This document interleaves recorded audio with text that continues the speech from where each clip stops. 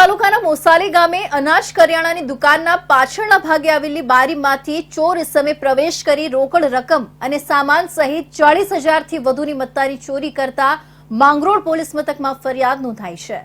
વગર મહેનતે પૈસા કમાવાની આદત ધરાવતા યુવાનો આસાનીથી પૈસા મેળવવા ચોરીના રવાડે ચડીને ગુનાને અંજામ આપતા હોય છે। આવી જ એક ઘટના માંગરોળ તાલુકાના મોસાલી ગામના મુખ્ય બજારમાં આવેલા જલારામ ટ્રેડર્સ નામની અનાજ કરિયાણાની દુકાનને રાત્રિ દરમિયાન ચોર ઇસમે નિશાન બનાવી હતી। દુકાનદારે દુકાન ખોલતા દુકાનના પાછળના ભાગે 12 ફૂટ ઊંચે હવા ઉજાસ માટે મૂકેલી બારી તૂટેલી હાલતમાં હતી, જેથી દુકાનમાં ચોરી થયાનું જણાયું હતું। ત્યારબાદ દુકાનમાં લગાવેલા સીસીટીવી કેમેરા ચેક કરતા એક ઇસમે દુકાનમાં પ્રવેશ કર્યો હતો અને ચોરી કરતો દેખાઈ રહ્યો હતો।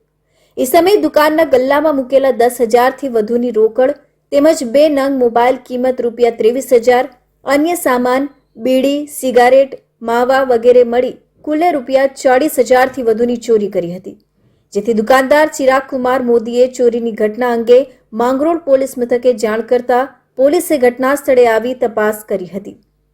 આ ચોરીના ગુના સંદર્ભમાં દુકાનદાર દ્વારા પોલીસ સ્ટેશનમાં લેખિત ફરિયાદ કરવામાં આવી હતી।